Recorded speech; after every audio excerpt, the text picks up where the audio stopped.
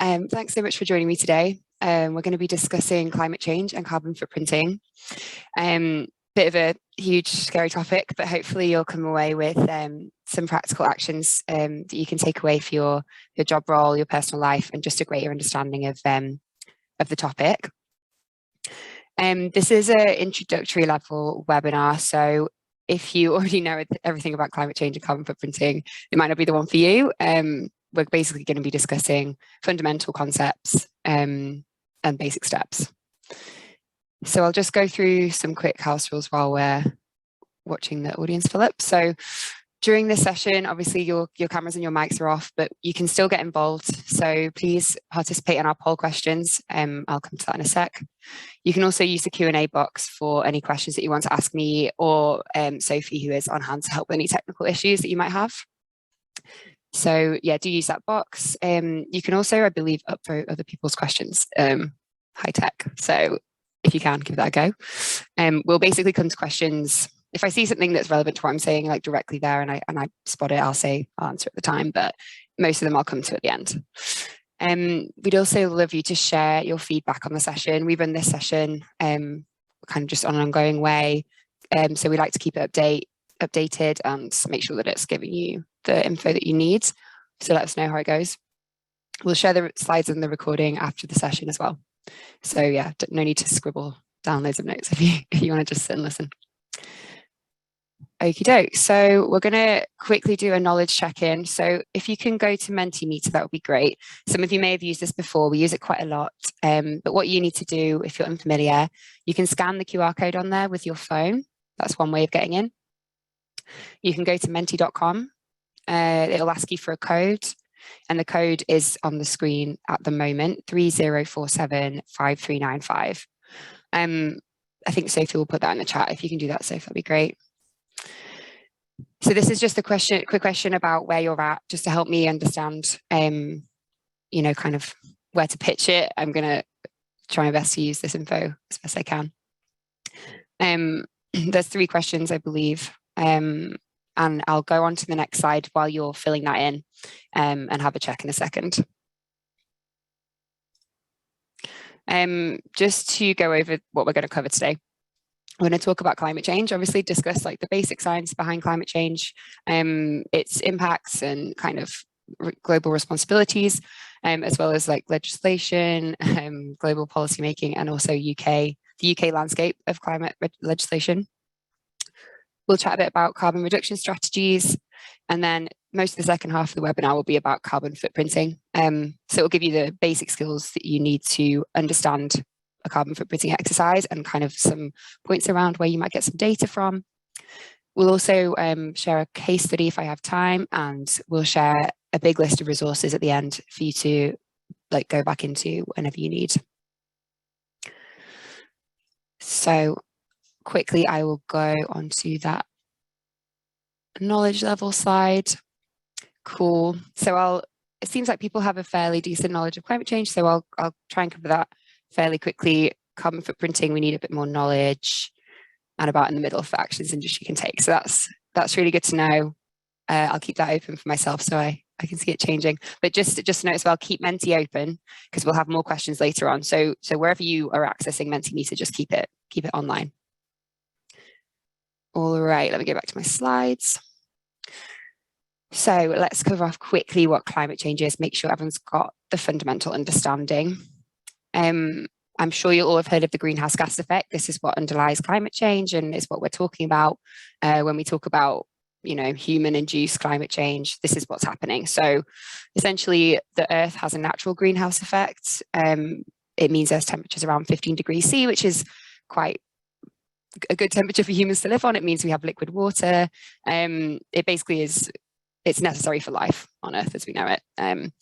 But what the greenhouse effect is a number of gases that kind of make up a blanket around the Earth. And what we're doing to the Earth is kind of the amplified greenhouse effect, the intensified greenhouse effect. So we're adding more gases into the atmosphere. That's meaning that more heat that the Earth radiates out into space is being captured and kept within the Earth system. So it just means there's more heat, there's more energy going around. And this is kind of like increasing year on year. Just for reference, Venus has a runaway hothouse climate, and that means that the temperature on its surface is about 460 degrees. It's got an atmosphere of mainly carbon dioxide. It's kind of a possible, future. Hopefully not.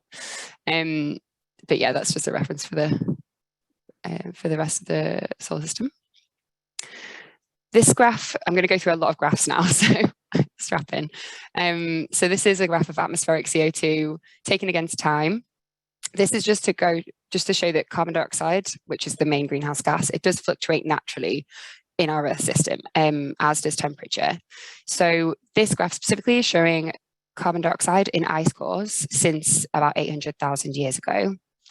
You can see that the line is going between 250 parts per million to 200 on the order of about every million years or so. This kind of reflects just the natural Earth systems. The Earth climate just does change naturally.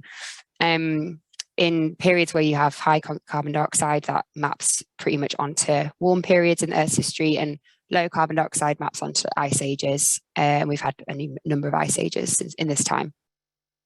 You can see here our species, Homo sapiens, emerged about 300,000 years ago. So we did emerge in this time of kind of fluctuation. And now we're in a period where the concentration of carbon dioxide has outstripped that natural fluctuation quite significantly. So we're now on about 400 parts per million. And we haven't had this concentration for about 3 million years. So this is it's unprecedented in the history of human existence. Now we're zooming in onto temperature change, and this is since the last ice age, so 22,000 years ago, up to the present day on the right-hand side. In the ice age, obviously temperature was a lot colder, and then we came out of the ice age about 12,000 years ago into the Holocene, which is the period we're in now. So this is a really stable period of temperature. It's where we have kind of agriculture, cities, and recognizable societies that we have today. We're basically moving out of this period of stability now, and that's because of the emissions that we're creating. So at the end of this graph, we have some different warming scenarios. It's not 6 degrees above average now. That's a possible business as usual scenario. And this kind of is just zooming in again, but we're still looking at temperature. This time it's warming. So this is kind of relative to 1850, the zero on there. So we're now about 1.1 degrees above that kind of baseline, that pre-industrial revolution baseline. Looking at that increase in temperature and we're now relating this back to the actual emissions that we know have happened by global region. So we know that since the Industrial Revolution, carbon dioxide emissions from human activity has increased. This maps onto obviously the carbon dioxide increase trend that we see and the warming trend that we see. And you can see here that the increase actually gets steeper. So we had the Industrial Revolution, and then in about 1950, there was like a rapid expansion of the global economy. And this occurred not only in formerly developed nations such as like the US and Europe, but also increased in developing nations, China, India, etc. This is just a little history snippet to tell you that we've known about this science behind climate change for a really long time. It was first kind of noted in 1856 that the carbon dioxide could absorb heat and possibly drive global warming. This guy, John Tyndall, kind of measured the absorption of carbon dioxide and said that every kind of increase in this must produce a change in climate. This is all in the 19th century, late 19th century, Svante Arrhenius predicted climate change, kind of modeling how carbon dioxide and water vapor would affect, kind of the temperature of the Earth. And this paper also identified industrial activity as the main source of new carbon dioxide.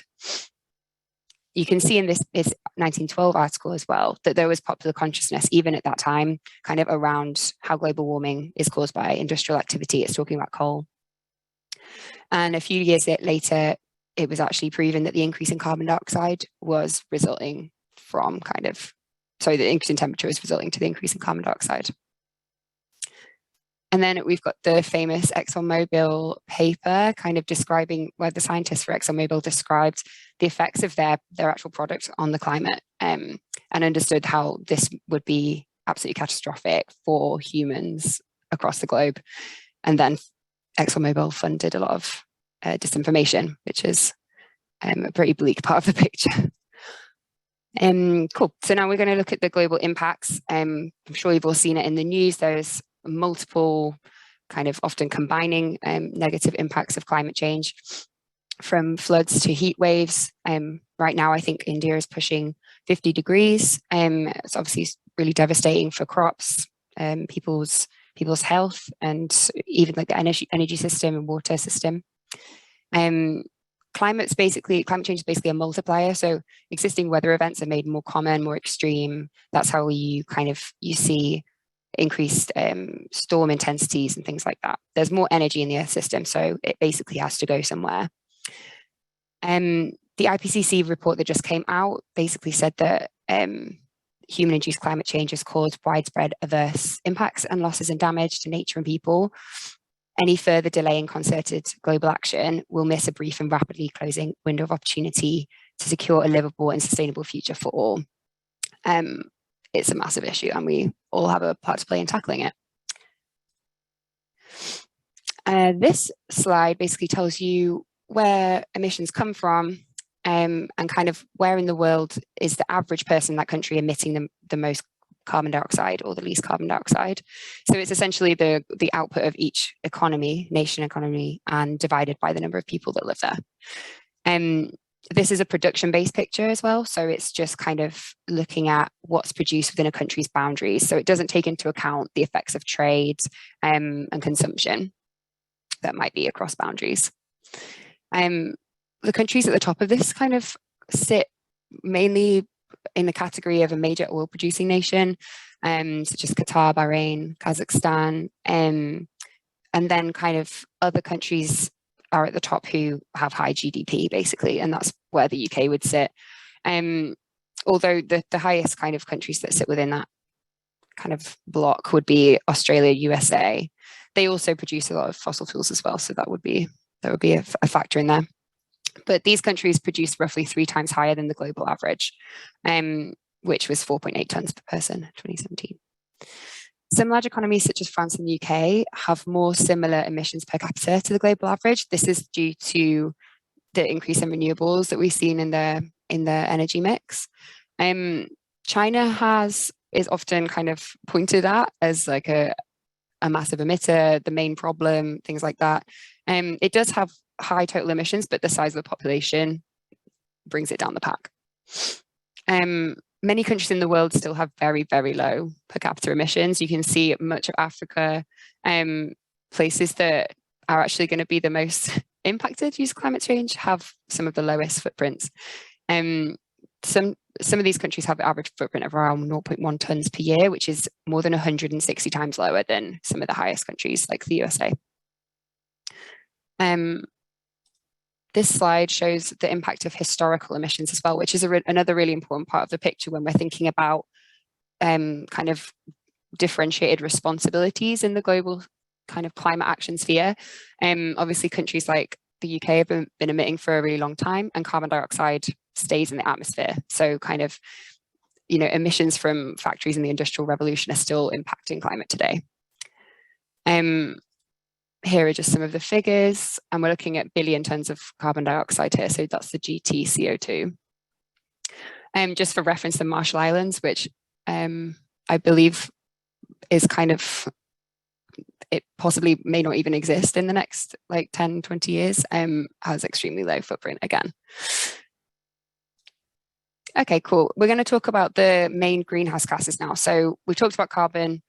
Let's think about what other greenhouse gases there actually are, because when you're thinking about an organizational carbon footprint, you're going to need to know more than just carbon. So if you can go back to Mentimeter, I will move this slide along here. So this is a word cloud. So if you put in, you can put in as many, you can put it up to 3 different ones, but you can do that multiple times. So I'll give you a couple of minutes just to put your suggestions in there. So we're talking molecules chemical molecules here. So yeah, methane is a great one. Carbon dioxide, well done. See if anyone else has any others. Got CFCs there. I'll just quickly put up the next slide because it has a clue on it. So these pictures are some clues for you in case you needed some. But I'll go back to the Menti in a sec. Is everyone okay in the chat? I've just noticed there's some chats. Oh, okay, that's all right. It's just Sophie. Great, let's go back. So let me see. We've got nitrous oxide. I think you've got a lot of them actually. Well done. Yeah, methane's a big one. CFCs. Cool. Okay, so let's go through them. We've ticked that one. Carbon dioxide, methane comes from agriculture, and kind of biodigesters, things like that. Nitrous oxide was one that was mentioned, so well done.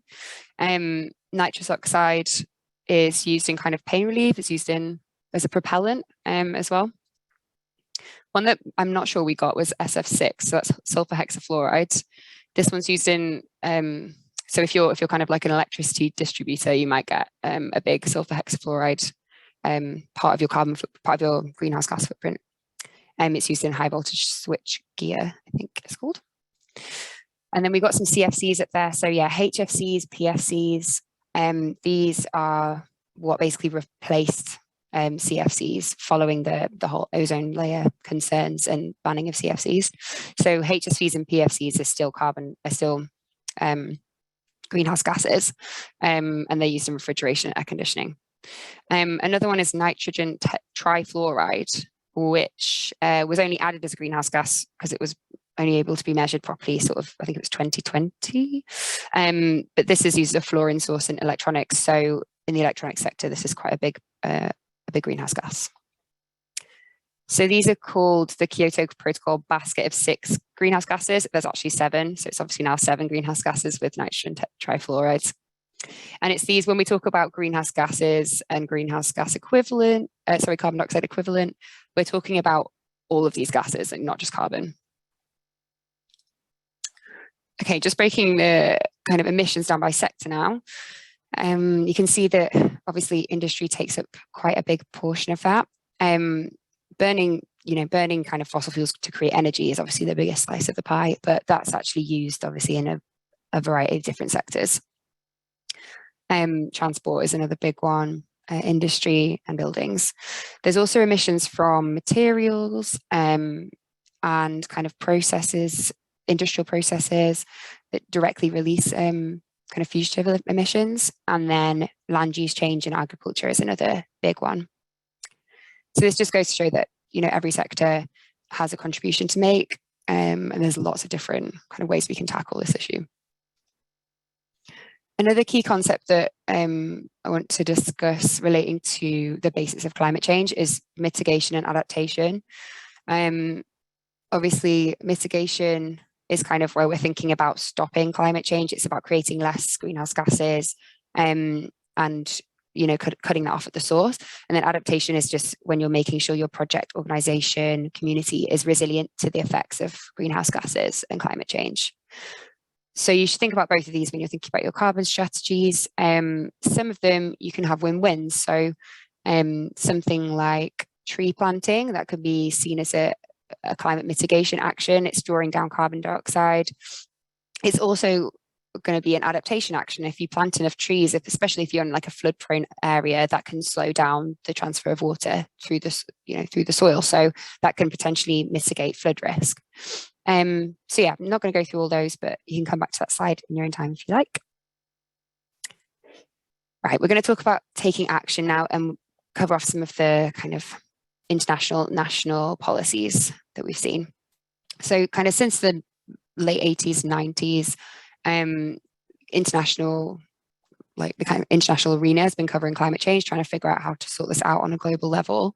Governments generally agree on the science behind climate change, but obviously diverge on who's most responsible and how to kind of set about reducing carbon. The first kind of coining of the concept of sustainable development was published in the Brundtland Report, which was 1987. The IPCC, which is the International Panel on Climate Change, that was established in 1988. And it was kind of established to prepare assessments on aspects of climate change and its impacts. The first IPCC assessment report was published in 1990, and this kind of underlined the importance of climate change requiring international cooperation. And that led to the creation of the UNFCCC, which is the United Nations Framework Convention on Climate Change, which is a bit of a mouthful, but we'll just say UNFCCC from now on. So the Earth Summit in Rio, which is this picture here, kind of gathered together. That was like what led to the creation of this body. The UNFCCC has 197 parties now, I believe. And these parties, which are essentially governments, come together at conferences of the parties, which is the COPs. So the first COP was in 1995. The Kyoto Protocol in 1997 came out of one of these early COPs. This kind of implemented the objective of the UNFCCC and brought together, it binded developed countries to reduce emissions. It technically remains in force, but has been usurped now by the Paris Agreement, which was kind of negotiated in 2015 and agreed in 2016.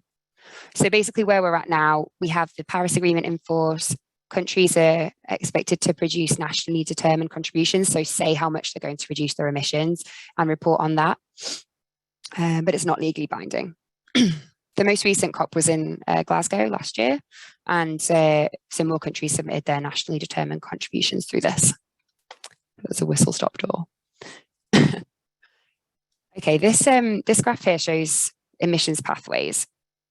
So this is kind of looking at our global climate policies, the absence of climate policies, and the pathways that we want to get to. So the IPCC has concluded that to kind of avert catastrophic health impacts and prevent the worst kind of excessive climate change, that the world must limit temperature rise to 1.5 degrees C, which is this blue pathway here. So this basically means that we're on the grey line here, so we're about 50 gigatons of emissions per year now. We need to start reducing our emissions and continue to reduce them along this pathway. Now, with kind of current policies, we sit at about 2.7 to 3.1 degrees of warming that's predicted. This obviously is not sufficient, so we need to ramp up global action and also implement action in our own lives and in our own organizations. Without any climate policies, business as usual emissions would be pushing 5 degrees of warming, which is basically an uninhabitable planet, essentially. And when we're talking about science-based targets, you might have heard of the Science-Based Targets Initiative. We're talking about this is kind of the science of that. This is predictions of warming based on emissions and how to get to 1.5, basically. This is just kind of zooming in on where we need to be. So this is to keep temperature rise below 1.5 degrees C. You can see that the later that we leave cutting emissions, the more drastic the emissions cuts have to be. Basically every year matters, every degree matters. So yeah, let's just illustrate that. In the UK, we were we believe we were the first country to set a legally binding emissions reduction strategy. And this is kind of what it looks like. So the Committee on Climate Change is the organisation that manages, measures impact on, provides recommendations for UK decarbonisation. This was brought into force by the UK Climate Change Act. So we legislated that we'd reduce emissions by 100% by 2050, which is where net zero comes in. Basically, net zero means that we reduce emissions as much as possible. Anything we can't reduce anymore is offset. There's now a new intermediate target for 78% reduction by 2035. And that's just to recognise that emissions cuts have to be, we can't leave them until the last minute because we'll end up with worse impacts that way. Just in terms of devolved administration, Scotland's legislated to hit net zero by 2045 and Wales is 95% by 2050. Ireland's legislated to hit net zero by 2050 as well. These budgets are territorial as well, just is worth mentioning. So they include international aviation and shipping, but they don't include the emissions of things that we buy, so that are made in other countries and we import. These emissions are about 50% higher than our territorial emissions. So the UK, on average, imports more emissions than it creates. And the Committee on Climate Change publishes carbon budgets. So this is saying, this is how much carbon we are allowed to burn in this amount of time in order to stay on track to meet net zero by 2050. And the most recent one just came out, which is 2033 to 2037. So this is the kind of progress that we've made in the UK. I hope you can see the yellow line there. That's the electricity supply, and this is the annual emissions per sector. So you can see that the emissions from electricity supply have kind of gone down pretty dramatically since about 2012. We transitioned from coal, and that reduced our emissions for our electricity. And then we also have had an increase in renewable energy production since 2010. So electricity now isn't the biggest contributor to our kind of UK emissions footprint. That's actually road transport, which is the purple line. There have been emissions reductions in manufacturing and construction. They're sort of lumped together in this Committee on Climate Change report. So manufacturing and construction is the grey, light blue line. The Committee on Climate Change are actually unsure to what extent this represents genuine improvements in efficiency. Emissions in this sector do need to reduce more quickly through kind of improved resource and energy efficiency and material substitution. Buildings are basically a flat line. I think they're the orange color. So that is obviously an important part of the emissions footprint for this audience. So that one is not doing so well. And surface transport also has kind of flatlined until the pandemic. You can see that the pandemic here did impact surface transport and aviation really significantly. So the line goes down really quickly. The overall impact's been about 7% reduction, but everyone's basically expecting that to go back up to where it was. We need to cut emissions globally by 7.6% every year until 2030. So that just goes to show just like the impact that and the scale of the change that's needed. These are some recent headline policies from the government. Obviously, the Committee on Climate Change sets the budget, and then the government has to respond and say, this is how we're going to achieve this. So these are just some reports that you might want to look into a bit more. They're all linked in the slides, but they cover off kind of what they expect from each sector, how much investment they're going to put into certain technologies, and things like that. Build Back Greener is the most recent net zero strategy. It's actually the first to set out how the government is planning to deliver net zero by 2050. And it includes commitments like ending the sale of combustion engine cars and vans by 2030. And this energy security strategy was out pretty recently as well.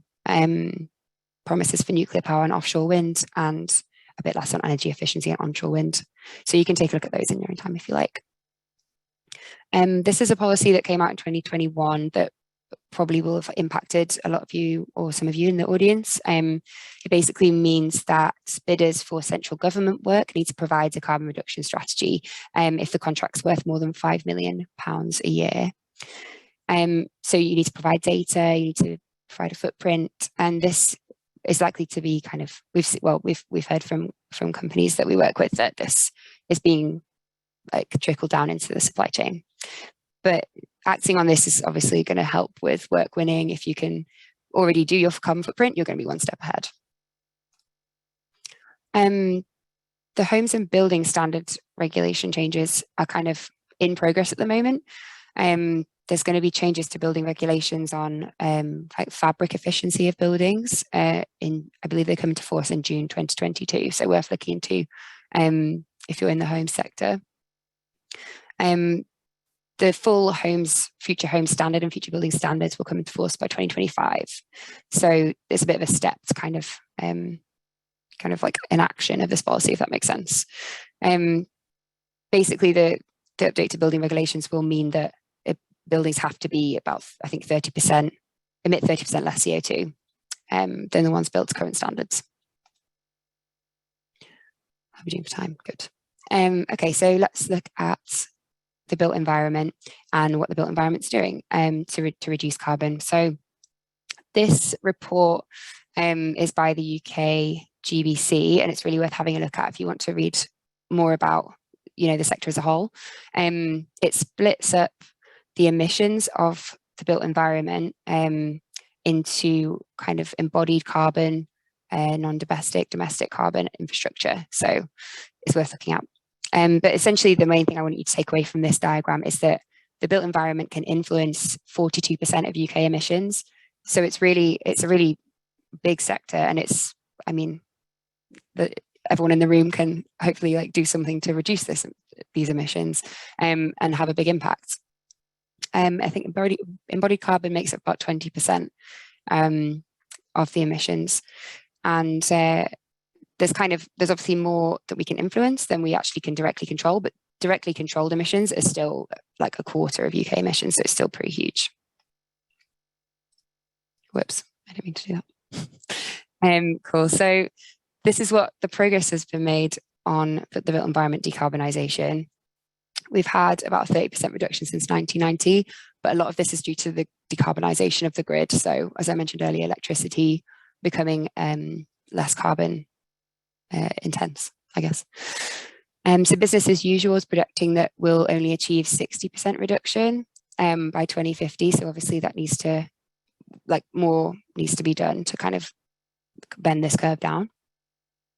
But this kind of investment in reducing carbon generally can reduce costs through saving materials, energy efficiency, utilising more renewables. It doesn't have to be a negative kind of action. It can really improve kind of the efficiency and productivity of built environment.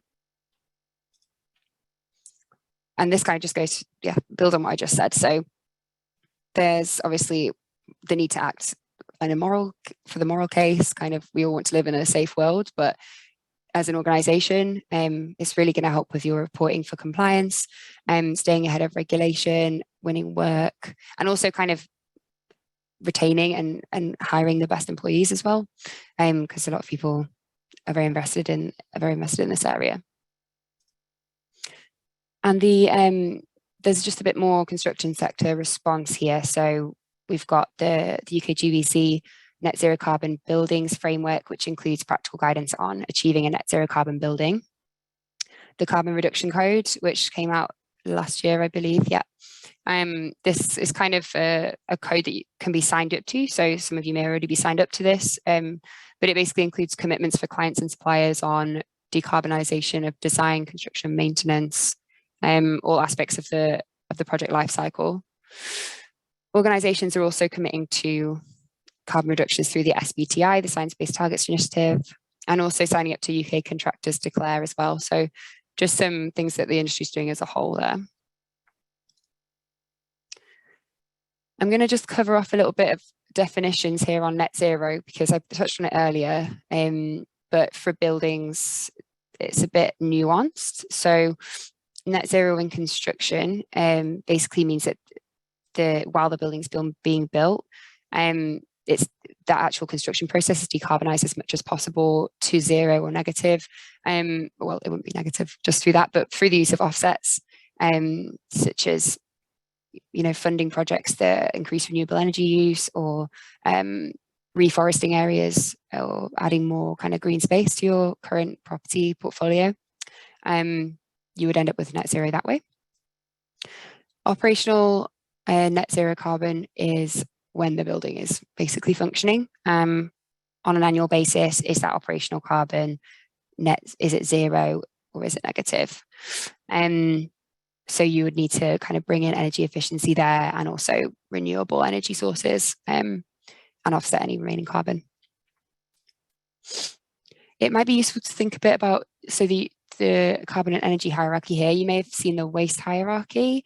The carbon and energy hierarchy is very similar, but basically starts with avoiding the energy and resources that you can avoid if you can. If you don't have to build something, don't do it. The next step is reducing carbon, so using less by smart design or better behaviors. Switching away, so if you do need to use energy, make sure it's low carbon, make sure it's renewable. And then for any residual emissions, compensate for that or remove those emissions. And here are just some examples of that. So obviously in our current kind of COVID-y space where a lot of us are doing virtual conferencing, that is a good example of avoiding energy use and carbon use where you can, because a lot of us are traveling less. Kind of passive design as well is going to reduce and avoid a lot of carbon emissions from an in-use building. Reducing energy use in general can be tied into energy efficiency behavior, energy efficiency equipment, and designing out materials. And then, as I mentioned, switching to renewables for any energy that you can't remove completely. And offsetting is the last one. And that should only be done if you really can't reduce any more carbon. Okay, great. Let's talk about carbon footprinting now. You can do a carbon footprint of your organization, or you can do carbon footprint of a product. It's information that clients are increasingly asking their suppliers to provide. So what's the carbon footprint of a product? What are you doing on carbon? What's your carbon strategy? All these kind of questions. So when you set out on doing a footprinting process, there is kind of an agreed way of going about it, which is a bit of a continuous improvement feedback loop. So the first step, you want to agree your boundaries. We'll discuss this in a second, but it's basically just setting out what you're going to cover in your footprinting. The next step is to collect activity data, which is basically information on the activities that you have that produce carbon or any greenhouse gases and how much you do them. Then you undertake the analysis, the footprinting analysis. You can do this yourself. You can use a calculator. Oops, I didn't mean to do that. And then you want to identify the hotspots. So this comes out of your footprint. You'll be able to see which areas of your organization or your product process have the highest carbon emissions or greenhouse gas emissions associated with them. And then you can develop an action plan to actually tackle that with the biggest wins first, if that makes sense. Then you want to review your process, update your strategy, and go back around. So the Greenhouse Gas Protocol, the GHG Protocol, is a kind of standard that was produced by the WRI and the United Nations, and it again kind of just gives you that process in more detail. So it's just a standard way of approaching how to do a carbon footprint, and would be your basic handbook if you were going to set out on this process. This is what I was mentioning earlier when we talk about boundaries for your carbon footprinting. Some of you may have heard of scopes before. Some of you may have heard of upstream, downstream activities. This is kind of going to be a bit of a jargon buster on that. And this figure is taken from the GHG protocol, so you can return to that if you like. The first split is between direct and indirect emissions. So direct emissions are from sources that are owned or controlled by the reporting company. And indirect emissions are anything that sit outside of that. So emissions that are a consequence of the activities of the company, but occur outside of their control or outside of their ownership. And direct emissions are basically scope 1 emissions. So when you hear about scope 1 emissions, they're owned or controlled by the reporting company. It's essentially, if you're an organization, you're directly burning that fossil fuel or producing that emission that is going into the atmosphere and causing climate change. That it's a really direct relationship. So it's basically emissions from combustion in boilers or furnaces, company-owned vehicles that you're fueling up and they're emitting carbon, any fugitive emissions from your processes as well. They're your direct emissions, they're your scope 1 emissions. Then indirect emissions, we've got scope 2 and scope 3. So scope 2 is emissions from the generation of purchased or required electricity. So somebody else has produce this electricity in a power plant and you've bought the electricity from them. And that could be included in kind of electricity as well as steam, heating, cooling, things like that. So that's scope 2. Scope 2 is very small. It's just basically your purchased electricity or other things like that. And then scope 3 are all your indirect emissions that occur in the value chain. the reporting company. So this could be upstream of your activities. So for example, kind of like any purchase goods and services or business travel. And downstream, it might be the use of your product that you sell. It might be disposal, end of life treatment of a building that you've helped build, that kind of thing. So this is the basic split between them. The way that they're linked in the supply chain looks a bit like this. Basically, your scope 3 emissions, if you're a client, your scope 3 emissions are upstream. That's all of your suppliers, scope 1, 2, and 3. So if you're a tier 1 company, your scope 1 and your scope 2 and your scope 3 all go into your client's scope 3, if that makes sense. So it kind of trickles down the supply chain like this. And this is, although it does look very complicated, it's a way to avoid double counting, so that we know whose emissions belong to who. And this kind of just follows on from that a bit. So we mentioned upstream and downstream carbon, as well as your direct emissions. So this slide just shows you how they split up in another way. So your business's scope 1 includes all of these things: fuel and energy, vehicles and plant, fugitive emissions.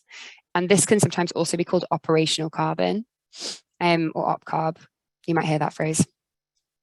Your indirect emissions in your upstream, so scopes 2 and 3, is sometimes called your embodied carbon or your capital carbon. That could also apply to a project. So if you're working on a project, the capital carbon will be accrued during the construction of that project. Includes like materials, business travel, as I said.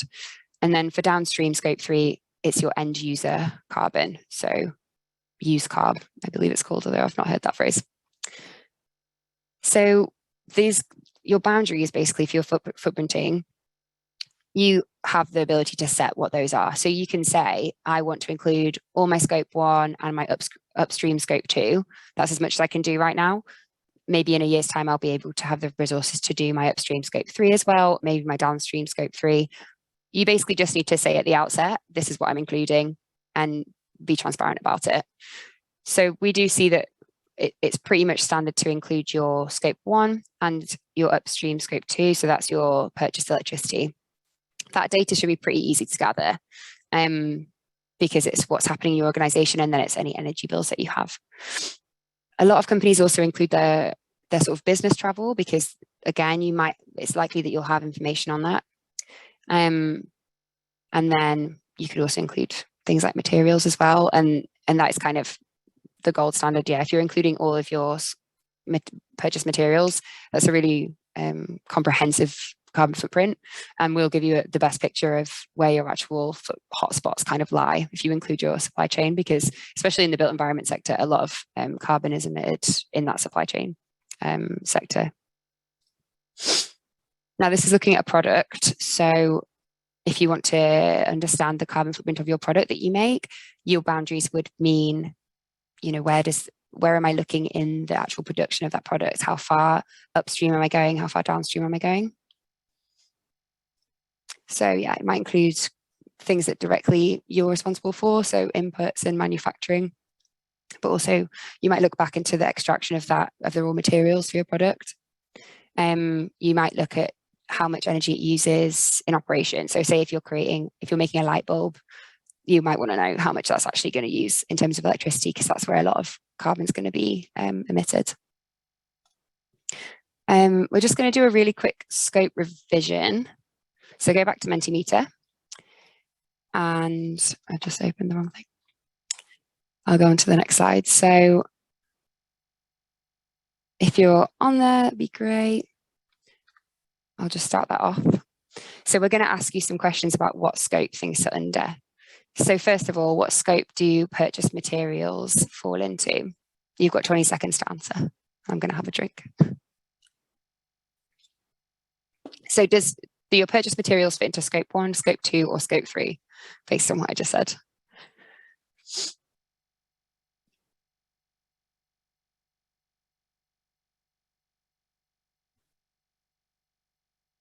Okay, some people have got that right, so that's great.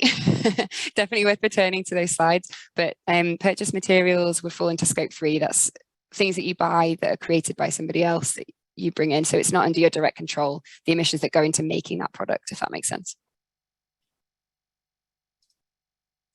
We'll do the next one.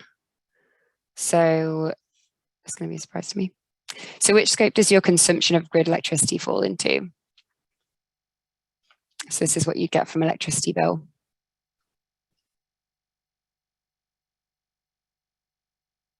I've got 10 seconds. Sorry, this is really intense.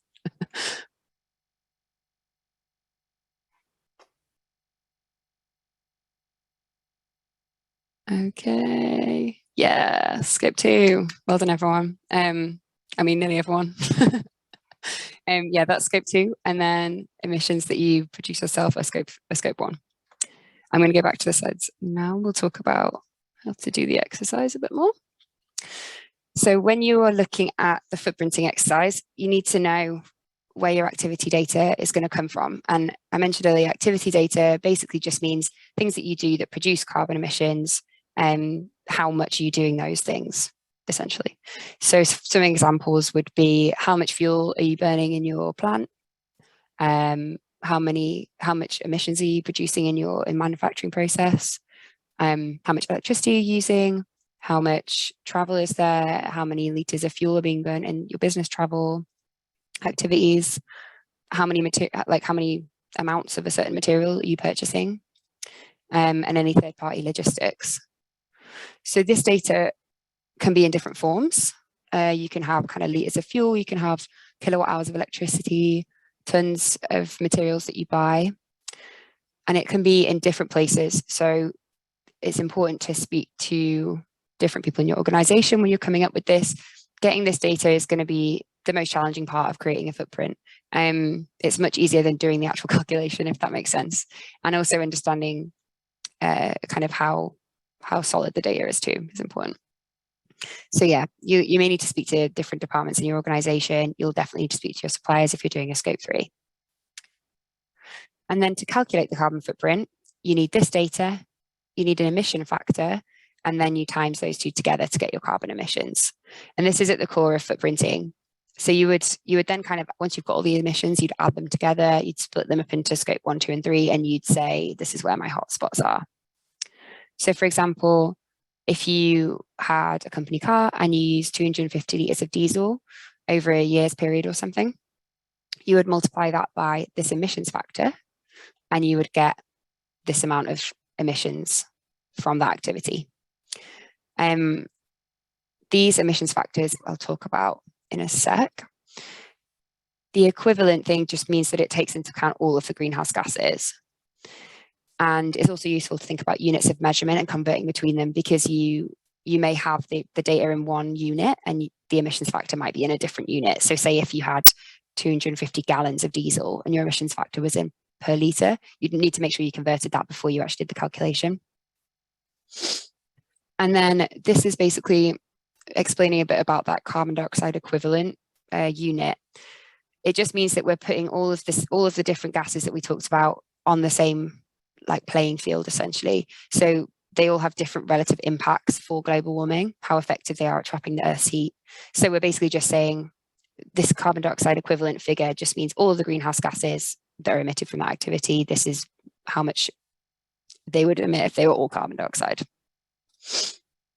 Here are some emissions factors for common activities in terms of travel.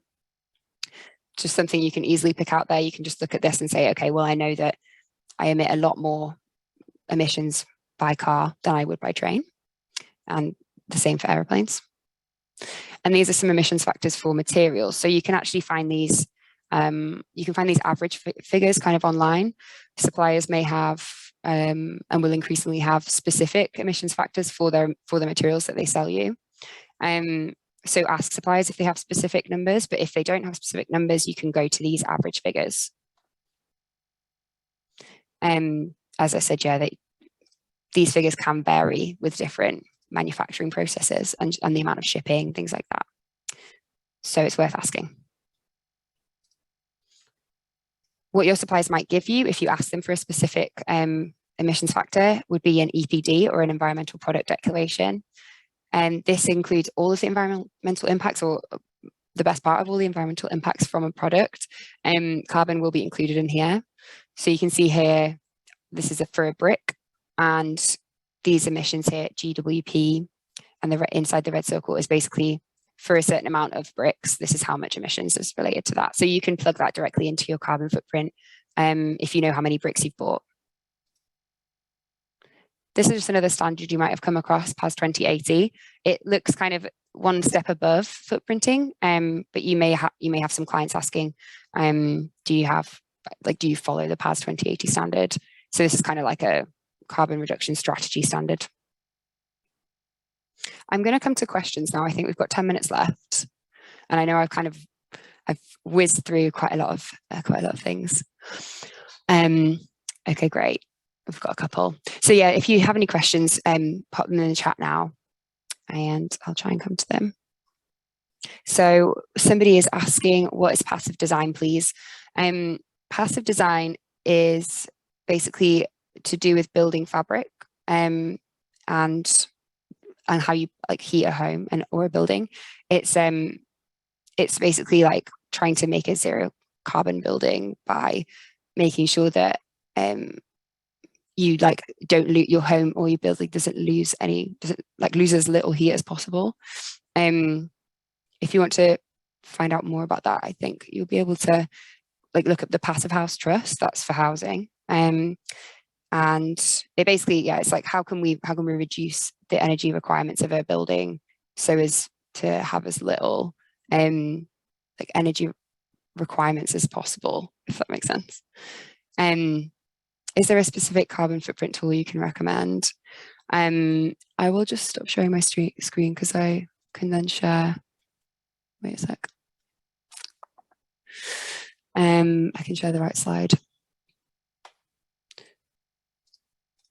We do have a carbon tool that the Supply Chain Sustainability School runs, so that would be a good option for a specific carbon footprint tool. But there are more links in this slide that I will just share now. So yes, so there are a few different tools. The Supply Chain Sustainability School is, where are we? Here, Supply Chain School Carbon Calculator. So it's a free tool, and it's kind of geared towards a built environment. So I would obviously recommend that. But there's a few others on there as well, Carbon Trust, Highways England. Another important thing to mention about this sheet is that the emissions factors that I mentioned are in these first two databases. So DEFRA and BASE produce kind of fuel energy transport conversion factors, and they kind of update them annually. And then the BAF database is like the database that a lot of people will go to look up the standard materials emissions factors.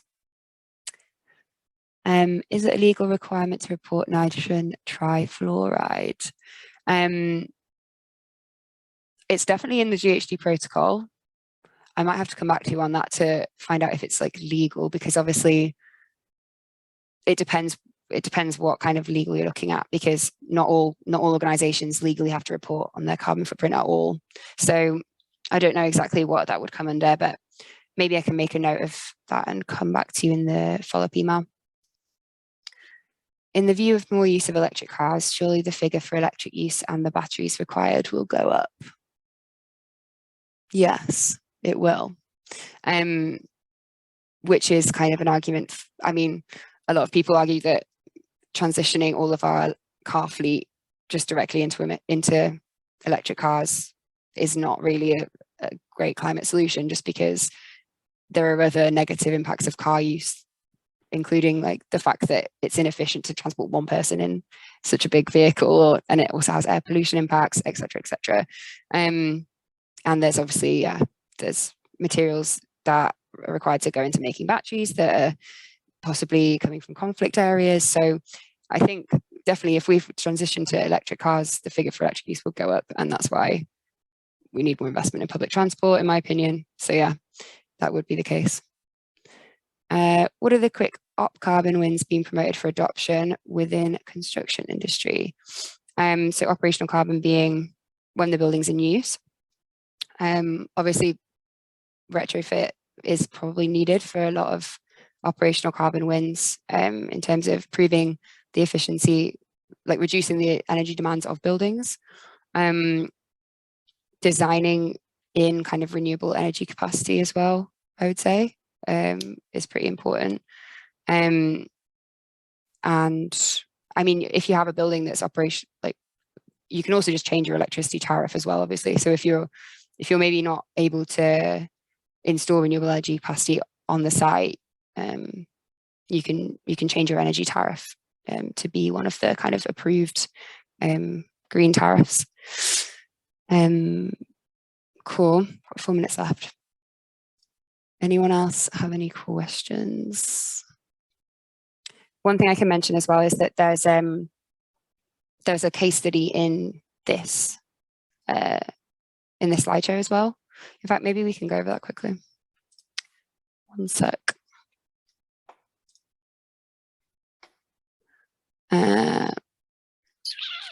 Okay, I've got another question. There's a case study in the slides which you can have a look through in your own time if you like, which is to do with HS2. Our company are looking towards more biofuels and hydrogen power. Great, that sounds good. Is that I'm guessing that might be to do with plant as well as buildings. We actually just produced a report on biofuels in plant for the supply chain school, which you might want to take a look at. But yeah, biofuels obviously come with the caveat that you have to create the bio that goes into the fuel somewhere. So there's a lot of variation within biofuels between kind of, captured gas from anaerobic digestion to, HVO, like vegetable oil, all of that. It's kind of a bit complex in terms of how much environmental impact they might have. But yeah, definitely something to look at. Oh, thanks, Sophie. Yeah, so we just produced the report on HVO that you can see in the chat now. I guess now's a good time to say, please fill in the feedback form that Sophie will be sharing with you so that we can keep improving this. I haven't run the session very many times. It changes every time. So yeah, it'd be great to have your input. And yeah, I guess I'll leave you with a couple of minutes left if there aren't any more questions. So yeah, have a really great rest of your day, and thanks for listening to me. And I hope you've gone away with some ideas. We'll share the slides as well. Great. Thanks a lot.